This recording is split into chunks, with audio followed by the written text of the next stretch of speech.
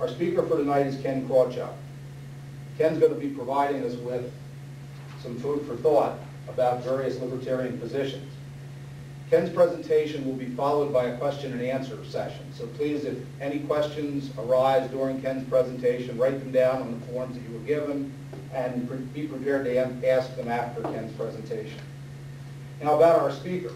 Ken is a lifelong resident of Pennsylvania, born in Feltonville, educated at Cardinal Dougherty High School and graduated with a BS from St. Joe's. Since 1981, he has resided in Abington with his wife and 3 daughters. Ken's been a registered libertarian since 1993, and he can tell you how long he shared libertarian thought. His registration was 1993. He's been active in party politics, including currently seeking, as you may have gathered from the buttons out there, the gubernatorial nomination of the party. His last effort was as a candidate for the vice presidential nomination, and Ken finished 3rd as vice presidential nomination for the party last year. Prior to that, he ran for governor of Pennsylvania, state representative, and commissioner in Abington Township. And when Ken isn't out spreading the libertarian message, he somehow finds time to run his own data processing firm called Krawchuk and Associates. Would you join with me in welcoming Ken Krawchuk?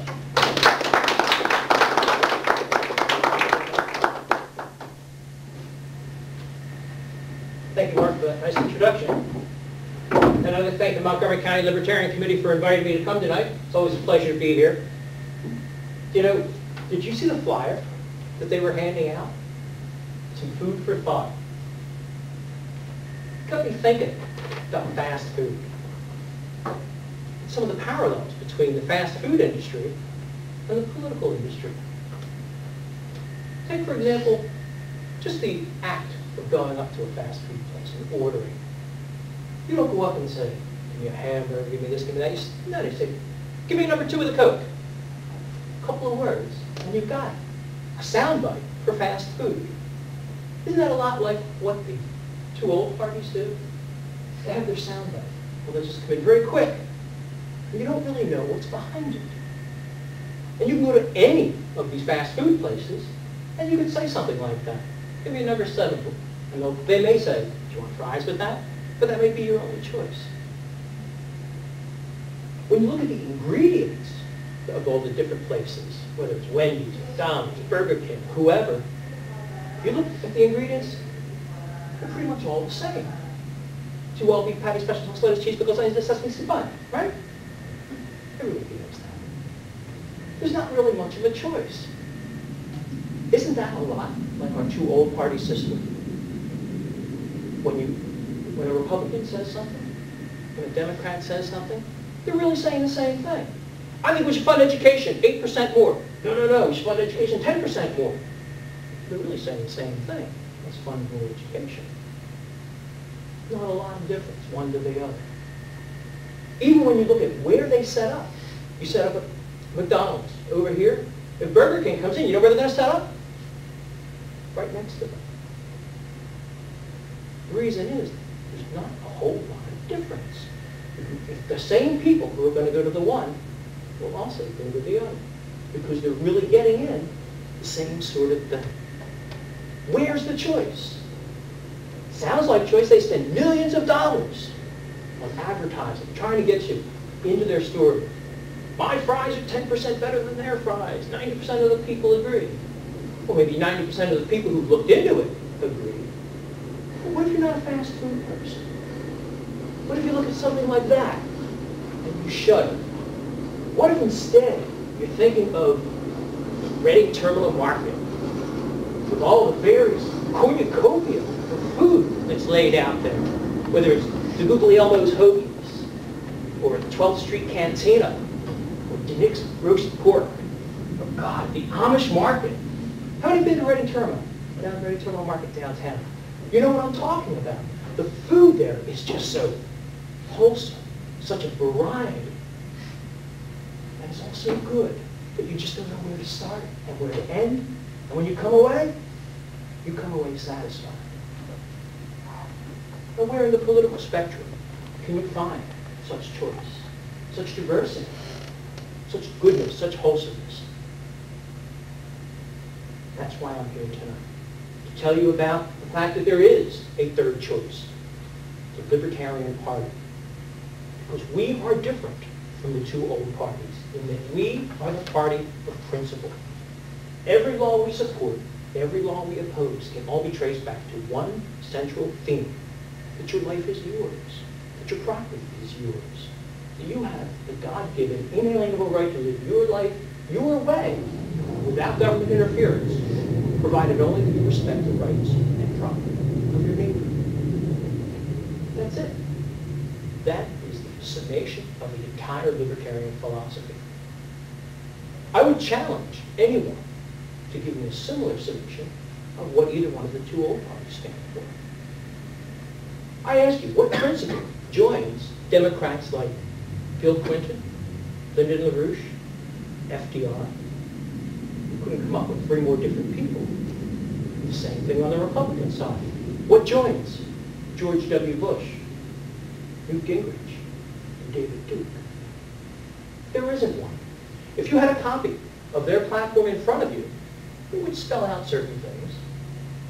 But just like going to that fast food place, you may look and say, yeah, it's 100% beef today. 6 months from now, though, it may be different. Same thing with the Republican platform, the same thing with the Democratic platform. Finger to the wind. Education. Terrorism. Yeah, that's the big thing today. You have to keep checking.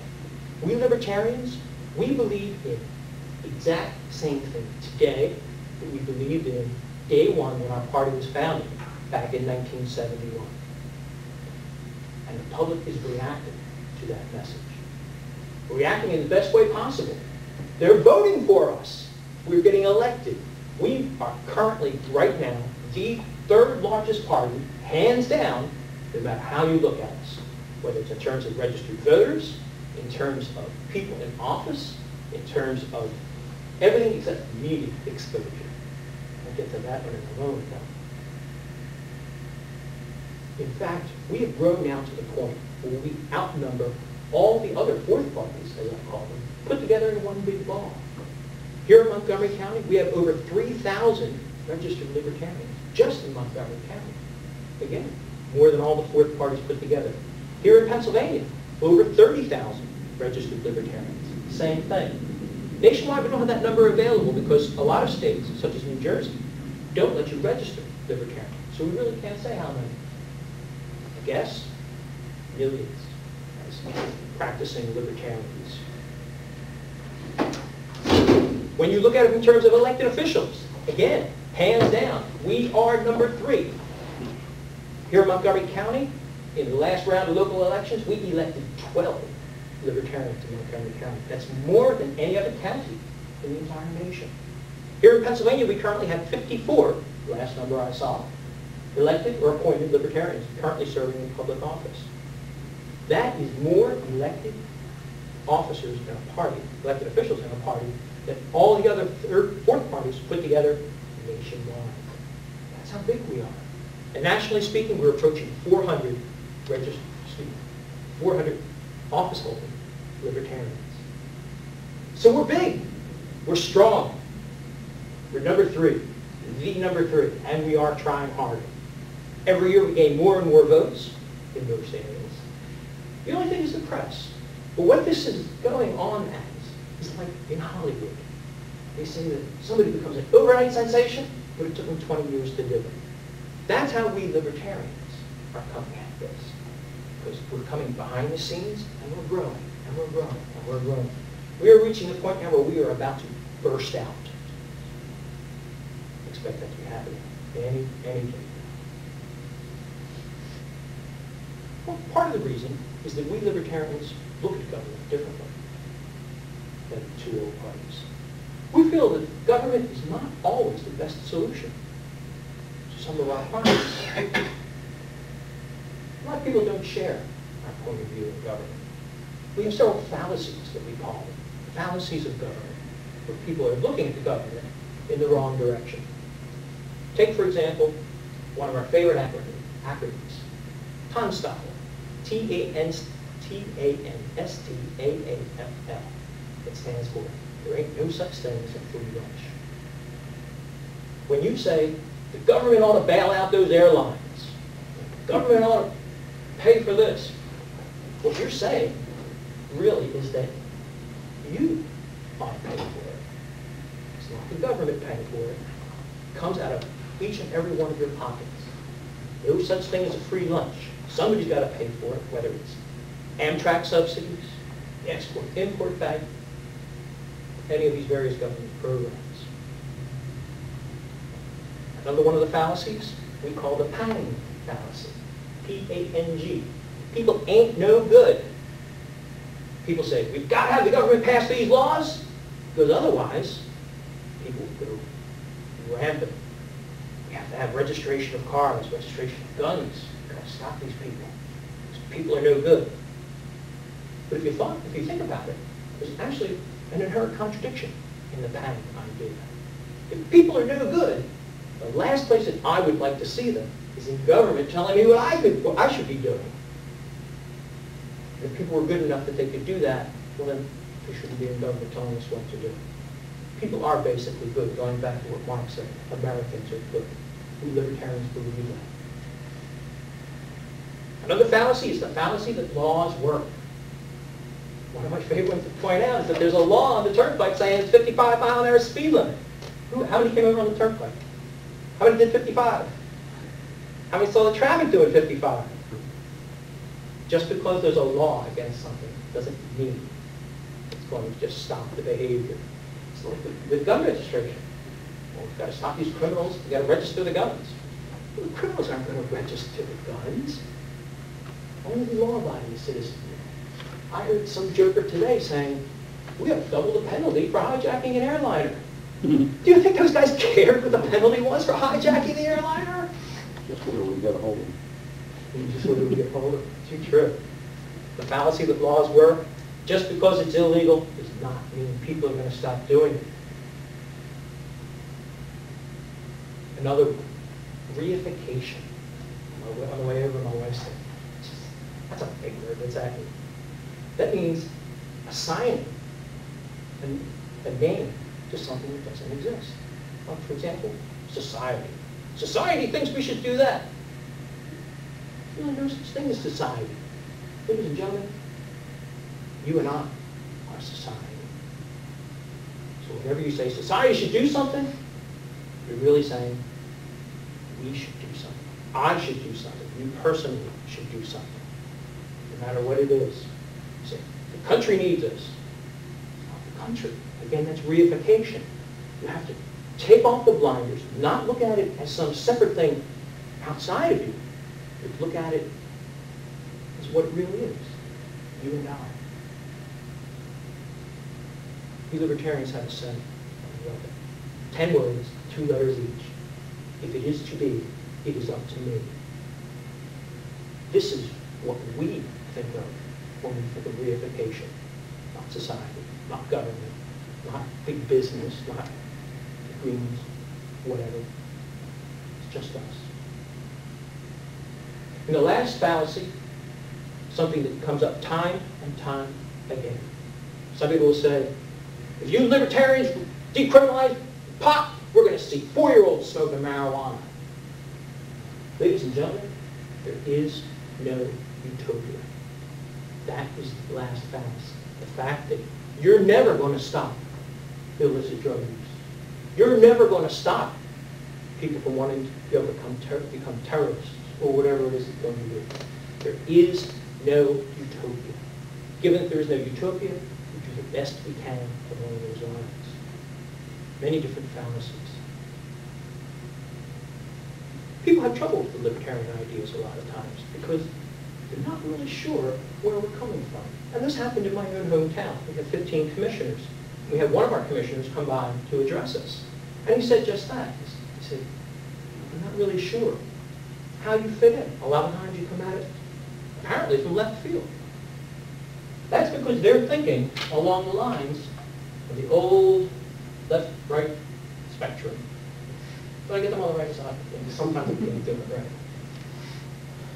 Where are the libertarians here? Very hard to find. If you think of it in broad terms, philosophical terms, people on the right, conservatives, in general, they want to see economic freedom. They believe in lower taxation, lower regulation. Not all of them, most of them, generally concerned. On the left, they believe more in personal freedom. Or used to. Yeah, or used to. The line blurs every day, and I realize I'm painting with a broad brush here. They both give lips for this. They do, and they don't follow up on it. This is why libertarians don't feel on the line. You see, because we don't view the political spectrum as a left-right, single-dimensional thing. We view the political spectrum as two-dimensional. Not when you say you're conservative or liberal, but rather how much freedom. How much freedom you support. We look at it as a diamond, not a line. And you can even put gradations in that, where you go from 0% economic freedom to 100% economic freedom. And on the other side, 0% personal freedom, 100% personal freedom.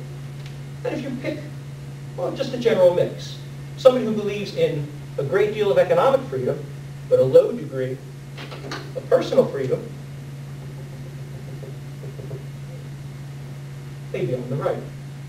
Conversely, somebody who believes in a high degree of personal freedom, but a low degree of economic freedom, they would be on the left. We libertarians, though, we don't believe in just personal freedom or just economic freedom. We believe in freedom all the time. As long as you're responsible in your actions and don't harm anyone or their property, we believe in 100% freedom, personal and economic. This is the libertarian quadrant, not part of the left-right spectrum. This is where we are. This is what people are reacting to. The message, you can live your life your way as long as you don't harm someone. It's resonating with the public more and more all the time. If you just ask questions without putting labels on it, saying this is Republican, Democrat, or Libertarian, a quarter of the population comes out solidly libertarian, with another quarter close enough that if you could talk to them and present your ideas, that they would start drifting up. And as I said, it's now happening. More and more people are voting libertarian all the time. And I would ask you too, if you would consider voting libertarian. Think of your vote as a dollar bill. Would you take your dollar bill, go down to McDonald's, buy yourself a Happy Meal with it? Would you take that over to Burger King and have it your way? Yeah, right. Or would you rather go down to Reading Terminal Market, to the Amish, to get yourself one of those Fisher's soft pretzels, one of the best soft pretzels on the planet? Your vote is as precious as that dollar. Don't waste it on unhealthy food.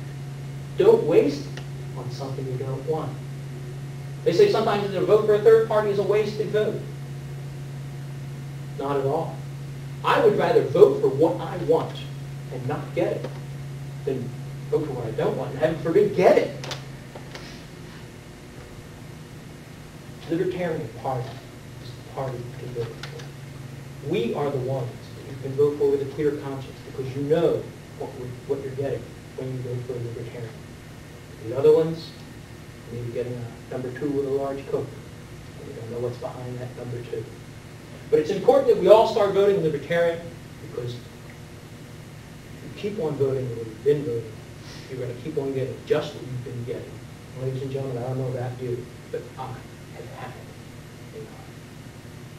Mr. Heffner.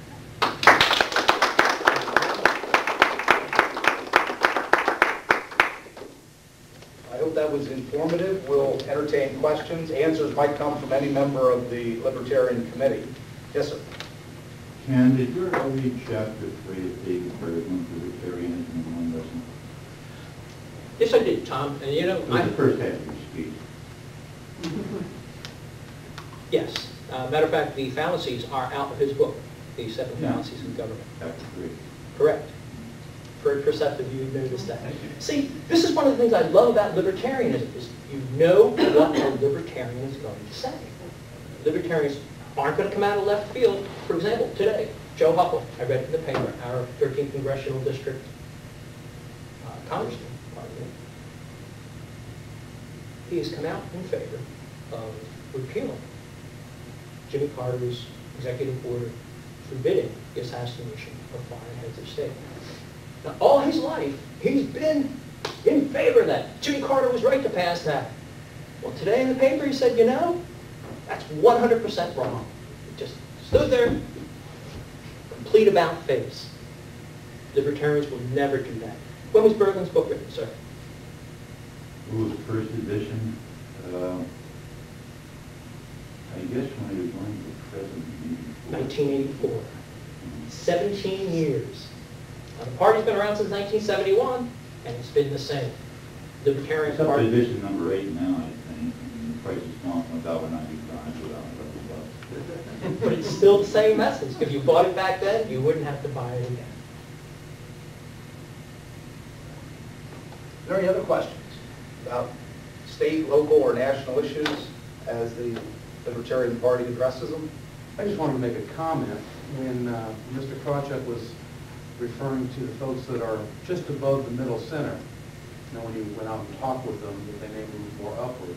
Correct. I found myself just talking to people in a casual environment, without even using the word libertarian, just speaking of terms of freedom, whether it be personal or economic. And in 20 minutes, they're sitting there over and over again, you're absolutely right, you're absolutely right. And when I know that I've got them, I say, well, this is a libertarian viewpoint. So I have no idea. Exactly. And as Mark, if I can elaborate on that, as Mark said when he was doing his introduction, I've been a registered libertarian since 1993. I found, when I first discovered the libertarians in 92, that I had been a libertarian all my life. I just never heard the word. Libertarians have been around since 1971. I've been around since 1953. Just never heard of it until 1992 when Andre Maru ran his presidential campaign. And it was like throwing gasoline on a fire. I heard about them in 92, joined the party in 93. 94 was the first year I ran for public office. The rest, as I say, is history. Yes, sir. This is a tough one. I love it. In the World Trade Center bombings, some people consider that, well actually most people I think, consider that an act of war. And should society as a whole bear the cost of that act of war in form of subsidizing maybe the airline industry or helping out the insurance companies that are losing a lot of money? Or should it just be bared solely by those individuals that got attacked in that particular instance? I have two answers to that. First one goes back to one of the 7 fallacies, reification. You say, should society bear the brunt? Or should the individuals bear the brunt? Excuse me, it's the same group of people, no matter how you look at it. There is no either or. First half of the question. Second half of the question, I think that Americans out there right now answering your question. You're answering it by the millions, by the hundreds of millions. By the output of help, blood, sweat, tears, we are doing it. This is why we should be careful of blindly following the government. Because when it's something important, you don't have to ask Americans to help. You don't have to ask them to. My daughter's down at the table helping people sign in as they came in. Her friends, my other daughter's friends, they're lining up to enlist. Marines, Navy, the Air Force. Nobody had to tell them. Nobody had to wait for them to do it. They're out there doing it now. This is what is the heart and soul of America. They're already doing it. They're already bearing the brunt. If these, for example, you mentioned the airlines. If the airlines would come to the people of America and say, this is what we're doing to ensure your safety, and it's going to cost more. Are you willing to pay for that? What do you think the answer would be? Overwhelmingly, I think it would be yes. but only if it was important. Now what if it was something like dumping foreign steel? Well, that was overwhelmingly important. And those things that matter, not society, individual members of that reification we call society will step forward and take care of it. Who's bearing the brunt of the cost? We individuals are. Either those of us who can't serve directly through our pocketbook, through our donations, or those who have the courage through their own personal sacrifices. Sorry. I might add a follow-up comment to that. Please. Several years ago, the people of the Los Angeles area had generated enough private investors to build a football stadium. This is a major city without a football franchise. The NFL turned it down, and they said they wanted the taxpayers to have investment in the stadium. And Los Angeles remains without a football franchise.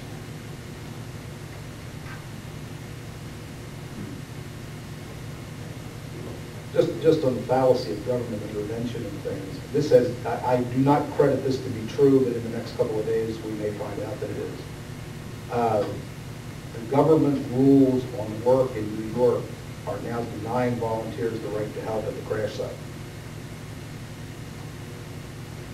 Because by having volunteers there, it's now become a government job, and government jobs go to union labor, and every time a volunteer sets foot on the pile, they're taking away union hours. I heard that today from three relatively credible sources. If it turns out to be true, I think the question is well answered, where government becomes part of the problem, not part of the solution. Where government gets in the way of people trying to do what Americans would do anyway. We had a little bit of a discussion about the rules of engagement on airplanes. Now, I don't know if those flight crews would have resisted or not, but they were under rules promulgated by the FAA, our government agency, not to resist. Had one of those first three flight crews resisted, they would have been held personally accountable for anything that went wrong. They did what they were told to do. Turned out not to be quite the right thing, probably not the thing most of us Americans think they should have done. They were doing what government told them to do. And I think that's where the Libertarian Party separates itself from, and I'll put government in quotations. We honestly believe that Americans, given the right choice, will make the right choice. Given the freedom of choice, will make the right choice. But when we go to make the right choice today, how many of us break the wall and make the right choice from time to time? We're constantly confronted with, this is the right thing to do, but if I do it, I'm going to violate something. I'm going to get in the way of a union rule or a union workshop, or I'm going to violate an FAA regulation. And we're in constant conflict between doing the right thing and doing the government-supported, government-mandated thing. If I can follow up on that. In terms of the airlines, they're in that exact situation right now. For example, the added cost of the added security, of strengthening the door between the rest of the passengers and the cockpit, the added hassle of going through security checks. One airline may not want to do it because they say, geez, if we do it, we'll have to raise our ticket prices. And the other airlines will benefit by getting our customers. So, geez, what we should do? Maybe we should all do it. If Delta Airlines went over to Continental and started to say, hey, let's coordinate our activity so that we can make sure that we don't bear the financial brunt of this. Guess what? It's a crime. It's a crime. Exactly. It's called collusion. They're not allowed to do that. The only people who are allowed to do it is the government. They're allowed to step in. Just like a Ponzi scheme called Social Security. If I set up a Social Security, I'd be in jail. They're above the law. As Marcus said, they get in the way of Americans doing what's right. In terms of security at the airports, what would be the libertarian viewpoint? Would it be that the airlines or the local city is responsible, or since it's more of a security issue, it would be more government-oriented? Right now the line is blurred because the airports tend to be, in the United States anyway, they're all owned by one government agency or another. So that way that makes them public. The airlines themselves don't own them. So they're subjected to the whims of the government. Unfortunately, the airlines are left to bear the brunt of it. Were the airlines left on their own to pay for their own infrastructure, first of all, it would be reflected in the cost of a ticket. Time stopping. No such thing as a free lunch. We paid for all these airports. You may have never been on a plane in your life, but you're paying for those airports. So the whole question is bound up in the idea of who owns those airports. If it were the individuals, then they could choose how much security they would want to do. The public would ask for it, demand it, and get it, and they would fly on those planes. The free market would answer the solution. So you're saying the airlines would be, Correct. and then that would be incorporated into the ticketing? Correct. It shows how far we've been held down by the government stepping in, because now the only person who can rescue us from it is the government. It's just more of the same. One example that I like to use is a billboard I saw along I-95. I talk about this all the time. It had smokestacks on one side, picture smokestacks, and a picture of windmills on a green grassy hillside. It says, electric power, now you have a choice. It's Green Mountain Energy or somebody like that. And when I look at that, I say, for the last 100 years, the government has limited your choice to those smokestacks. And now we're at a deep hole. We're finally climbing out here in Pennsylvania. We have good energy choice here in Pennsylvania. It's not done yet.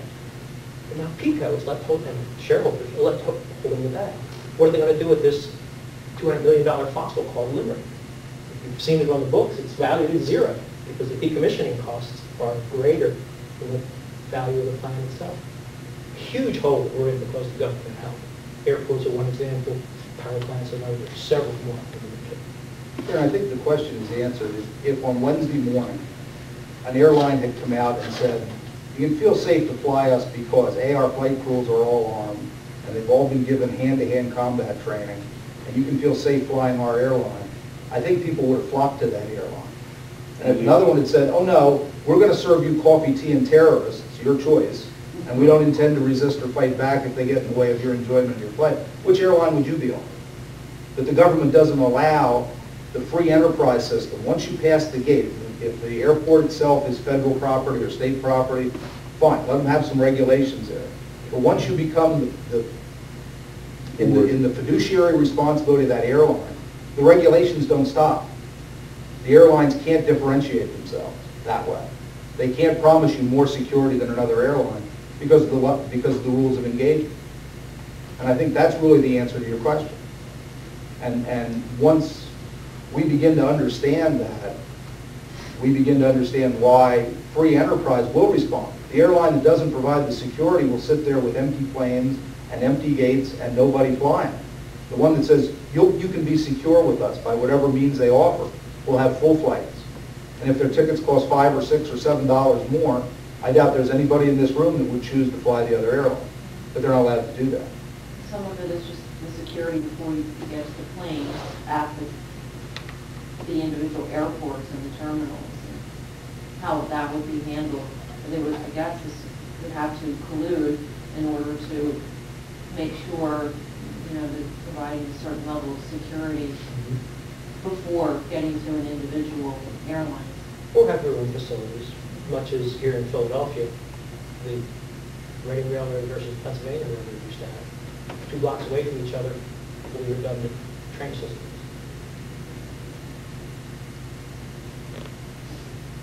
Digressing somewhat, do you remember what year it was that they put in this crap stuff, on the airports? Well, it was a $500,000 back in the 60s, and I don't recall putting up any with any of it. That was done in the early 70s. When they had sky marshals, we had a series of hijackings. What year was it? It was in the early 70s, as I remember. We had sky marshals in 70 through 73 here after several hijackings had already taken place. And it was virtually 1972 and 73 when they went to the battle of Selkirk. That's just about the time I stopped traveling. I mean, the government sets up things to make us feel good. I mean, when you go through a metal detector, what does that catch? I mean, there are plastics today that are as hard as steel. And yet if I walked in there with an 8-inch plastic knife in my belt, it would never show up. And if it wasn't in my bag, it wouldn't get x-rayed. And it could get on the flight. And box cutters, they may well have been plastic. On the other hand, some of us that have brass you-know-whats, and they never catch them. We could use more Americans with brass you-know-what. United States Customs United States Customs now at ports of entry are using X-ray machines that virtually take it down to the skin, and that's their war on drugs. So certainly we could ask the federal government to say, well, let's put all these in the airport so that we can all get a free peep show as everyone goes through them. But those are already in place at the U.S. Customs Port of Entries. I think the other thing that's become clear if you've listened to John Ashcroft is that the government for years has been more focused on catching people engaged in recreational, criminal, non-invasive activities than they have been catching terrorists. They were more likely to be able to get a warrant to catch you making an illegal bet on a sporting activity or buying an illegal drug for recreational use than they were to wiretap terrorists. And we can argue whether any wiretapping is a good thing or a bad thing, but if I have to pick somebody to be wiretapped, I'll take the terrorist, not the recreational drug user or the guy calling from the corner bar to make a sports bet. And yet the laws have been focused at these personal activities that really have very little impact on the rest of society, and they've ignored the real criminals. And I think maybe what happened on Tuesday can be a wake-up call at a lot of different levels. There have been an awful lot of Democrats and Republicans sounding like libertarians. We have gotten what we voted for, and we have voted for a government that takes care of us and doesn't protect us. The Constitution demands a government that protects us and doesn't mention anything about taking care of us. It's supposed to protect us so that we can take care of ourselves. And yet until Tuesday morning, what was the debate? Prescription drugs, more money for education, go down the list. And then the question was not how much could we add to defense, but how much can we cut out of defense to pay for all these other take care of programs. I, for one, intend to vote for people who will put a federal government in place that observes the Constitution, protects my rights, and protects my liberties. And I, quite frankly, don't care if they provide me with anything. But it takes a real re-education after nearly 55 years of an increasing caretaker government for Americans to say, we don't need to be taken care of anymore. Just protect us, we'll take care of ourselves. And that's really what you're getting at when you get at the root of the libertarian message. Well, indeed to change the subject, because frankly I'm sick of talking about this tragedy. Amen, sir. I'm wrestling with the libertarian philosophy towards education. And I just wanted to throw the topic out there on the floor. Perhaps maybe you can shed some light as to not just the libertarian position, which I think you know I'm well versed with, but really what's the nuts and bolts of an education solution in America? Can I make a comment or an answer? Absolutely. I thought it was ironic that when this attack went down on Tuesday, President Bush happened to be talking to a bunch of school kids in Florida. Is that a necessary job for the President of the United States to be doing? Is that the best use of his time? Well, certainly he has no business at it, unless it's his own school with his own kids. That would be my opinion. Let me start at the beginning. When you're talking about the President and his job, this is his job description. Constitution for the United States of America. Quick. Where here does it mention education?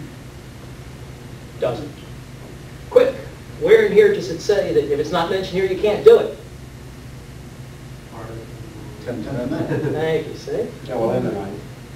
And the 9th and the 10th, but either one. So George Bush was out there doing things outside of the scope of his job. What happens when you do things at work outside the scope of your job? You don't get your real job done at school.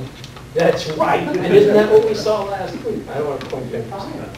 You know, Will you hold the theme book on yeah. This is from the bicentennial of the Constitution. I got this one. And I find this is near and dear to my heart. It is autographed by the first woman to ever receive an electoral college vote. Quick. What's her name? Tony Nader. What party was she from? Libertarian. The Libertarian Party. Did you know that? How many didn't know that? Yeah, a couple people did. Very proud of this. Getting back to education. It's not a federal job. The states banded together and ceded certain powers to the federal government. Army, Navy, Post Office.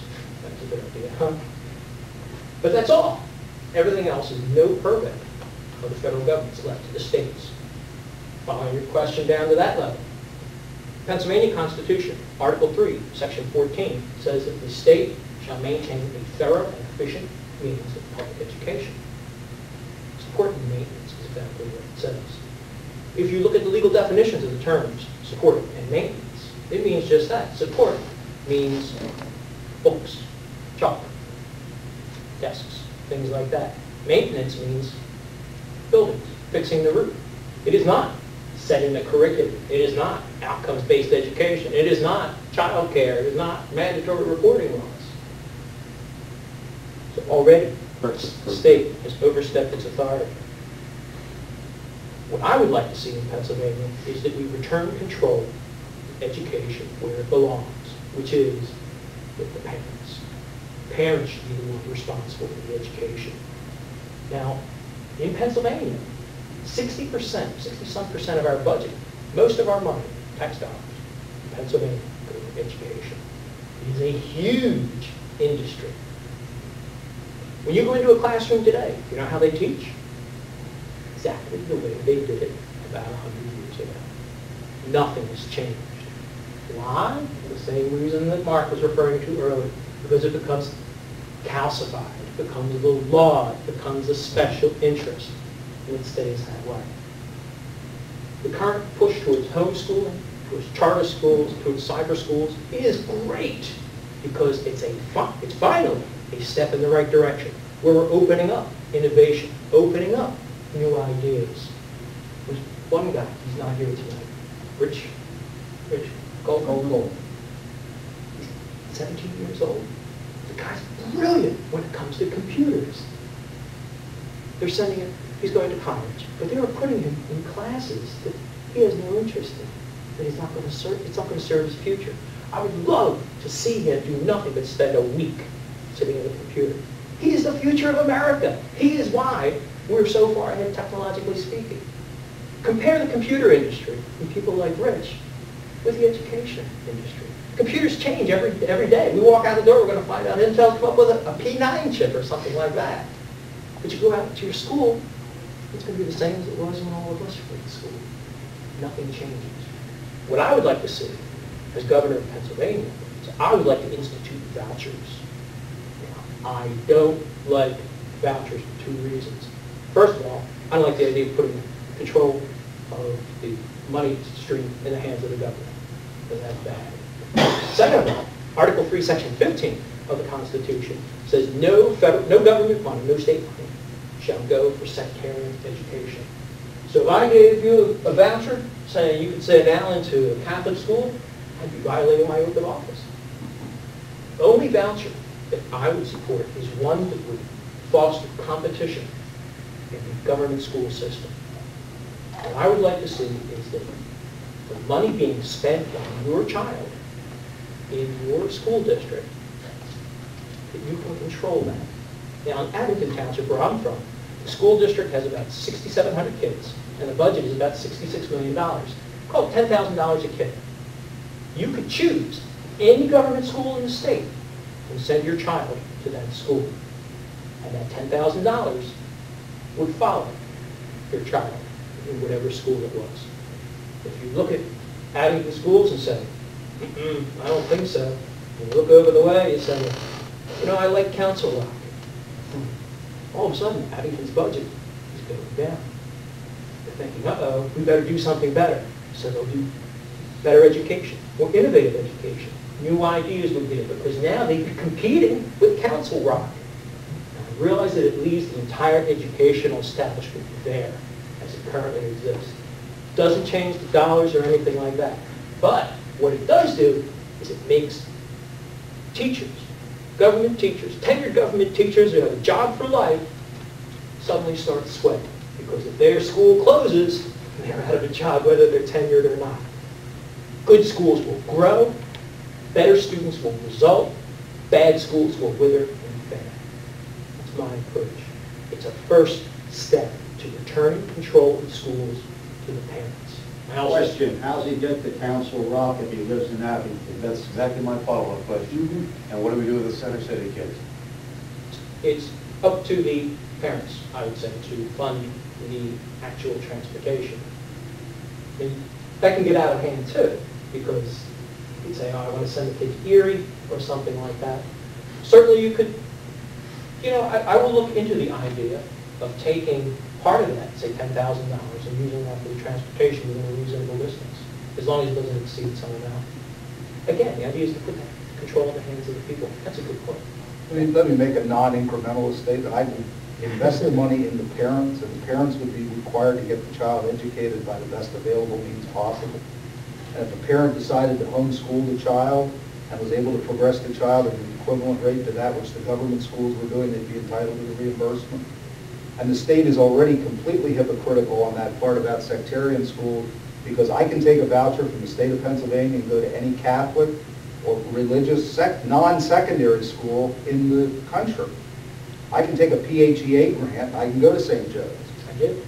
Okay, so what it is, it's selective enforcement.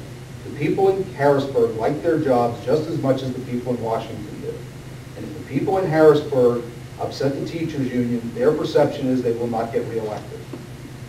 So just saying that the money would go to public schools, to me, doesn't solve it. It's the child and the parent that should be reimbursed for the education. And there should be private enterprise, as there will be very soon, I believe. I firmly believe that the Philadelphia schools are headed that way. And you're going to see a renaissance down there with real quality education. Because I think that they're about due for a state takeover, and the Edison project very well may get that contract.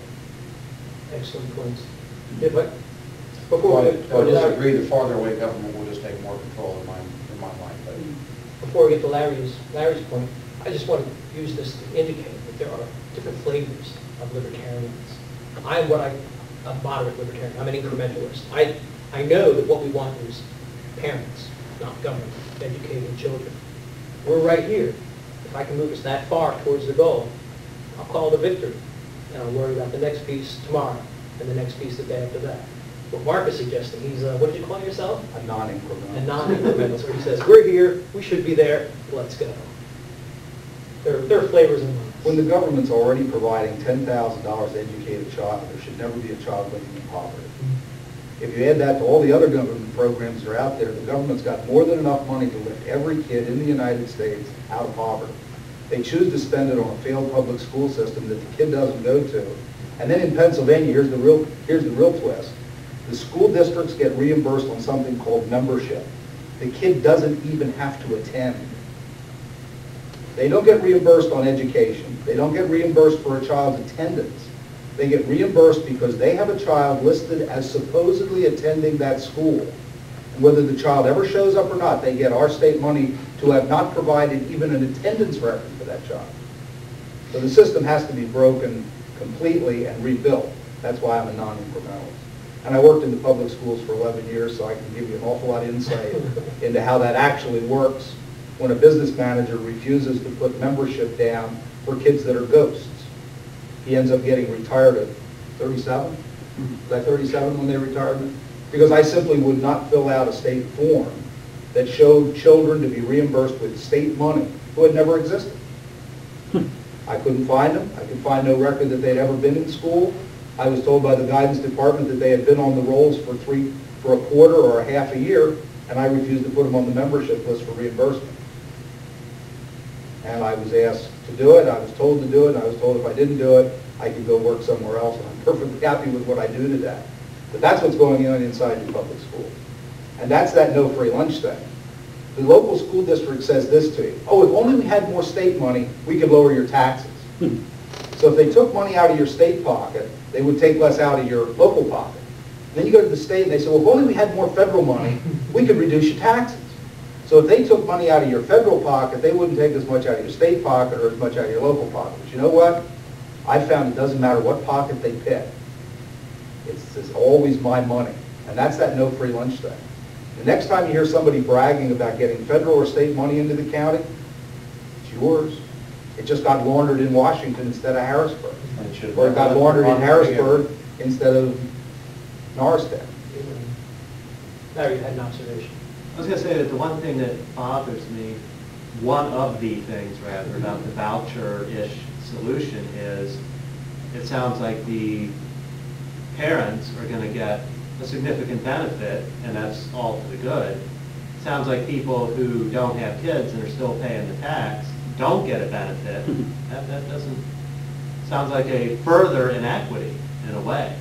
As bad as the system is now, in a sense you have a further inequity because people who don't even have kids in the system are still paying the same amount, I assume, unless part of the proposal is to axe their tax. I would not call it a further inequity, I would call it the same inequity.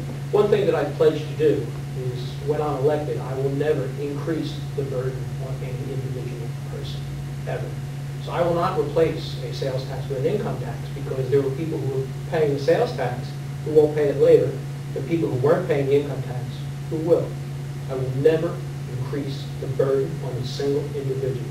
If there's ever a law in front of me that does, I will not vote for it. If I'm governor, I will veto it. So, if But it is how, there, I mean, school taxes rise, property taxes rise. Let me make a point. I would not vote for it. Public education costs 3 times as much as parochial education. If you went back to your local district and closed it, and gave those people $4,000 instead of $10,000 or $11,000, the tax burden would go down. We could hope so. No, see, you're It's a not, fact. Mark, if I, it is a fact. if I may address that, when I ran for state representative in 1994, I got bill pages out and went down all the private schools. And I called them. What do you charge for a year? What do you charge for a year? And I called Montgomery's, Catholic, everything. I called the Friends School up the corner. I heard numbers between $2,500, $2,800 running all the way up to $10,000. Excuse me, I have a training class in here at 9 o'clock this evening. You know what? Nobody let you know that? We'll adjourn at 9 o'clock then. Okay, whenever they show up, they're often late, so Okay. just wanted to let you know. Thanks. Thanks. Wasn't that fortuitous? We were adjourning at 9 anyway, but that does give us about 3.5 minutes for questions, so. There were $3,000, $4,000, $5,000 a year for these local schools. If we privatize the school system, immediately, as Mark is saying, we could cut property taxes in half overnight. So that's what I have to say about your $10,000. Question on another subject while we still have 5 minutes? I'd like to bring up one thing. Last week, the Congress of the United States, which you quoted a couple things from Article 7, under Article 1, Section 7 of the Constitution, including one about the right to establish post offices and post clearance. It doesn't say they have to do it, so they have the authority to do And it. it doesn't say they have a monopoly on it either. But getting away from that, a few paragraphs further down, it says that Congress has the power to declare war, grant letters of marque and pride. Congress, powers that they are, passed a law with the president who said instead of 535 of us collectively declaring war, again, who they want to declare it, I don't know. But let the president decide for himself, so they can stand it for one man. If anybody gets a chance, I don't know if anybody here at Bond, many of you do, but if you know who Ron Paul is. Congressman from Texas. Every week, every week he puts a recorded message on an 800 line. The numbers, if you want to write it down, is 888.